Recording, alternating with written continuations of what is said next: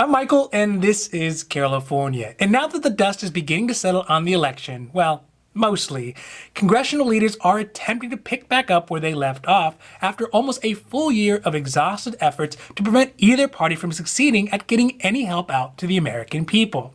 But luckily, at the state level, there are still some states who have leftover CARES Act money they have squirreled away for just this type of situation. And they are going to start accepting applications for their $1,000 state stimulus checks starting this month.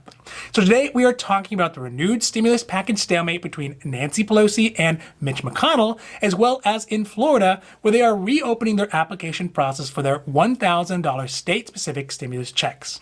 Now this is your 5-minute daily dose, so let's make this quick. But before we do that, if you like this information, if you find it interesting, if you find it helpful, please don't forget to like and subscribe.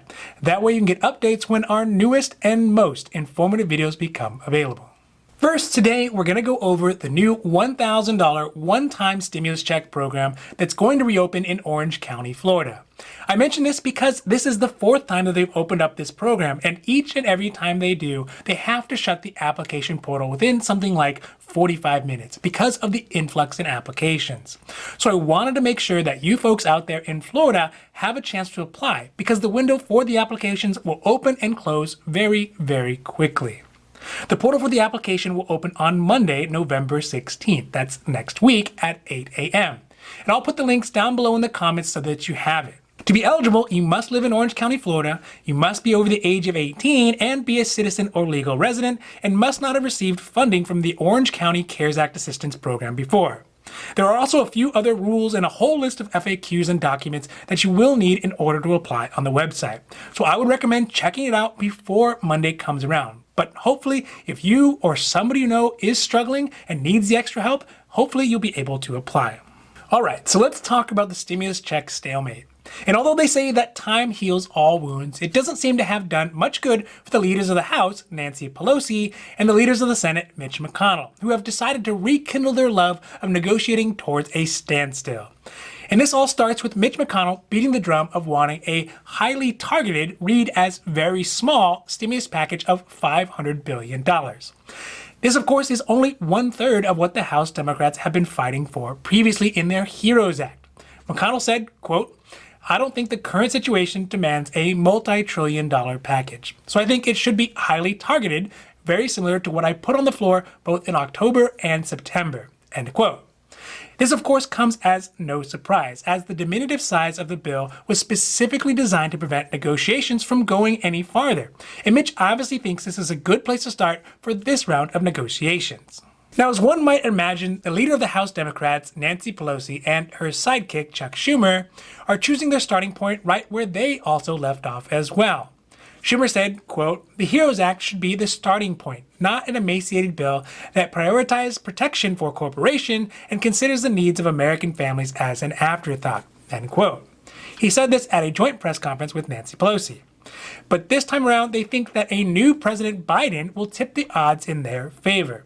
Schumer said again, quote, "The biggest change since Election Day is Donald Trump, who is not for helping us and who is against the HEROES bill and has lost," end quote.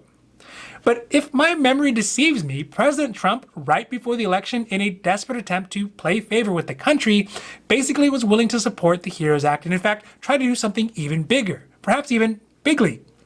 But of course, this was without much success. So looking at the stimulus situation from out here in the cheap seats, it doesn't really look like anything has changed. Just because there will be a President Biden in the White House, it doesn't mean any of the logjams that stopped the last round of stimulus checks from moving forward have been removed. And replacing a Republican president who was really willing to do anything to get a stimulus bill passed with a Democratic president who will likely want to get a stimulus bill passed as well doesn't appear to make any difference. It wasn't the choice of the president whether assistance gets out to Americans or not. It was the choice of Congress. And we can already see Pelosi trying to shift blame to poor old President-elect Biden, who hasn't even taken office yet, while McConnell unabashedly flaunts his ability to stop the whole process at will, mainly because he can. Obviously, Congress is back to its old antics again, and both sides should be ashamed of their actions, or rather their inaction, because the end result, like before, will be more pain, stress, and suffering for ourselves, our friends, and our neighbors. Now, this has been your 5-minute daily dose, and I hope that you found it interesting or helpful or at least useful. And if you did, please don't forget to like and subscribe. That way you can get updates when our newest and most informative videos become available. Also, we here at Carelifornia, we know health insurance. So if you have any questions about your health insurance, leave those down below, and we'll be happy to make a new video or a new post as soon as we can. Now, other than that, I'm Michael, and this is Carelifornia, wishing you a happy, healthy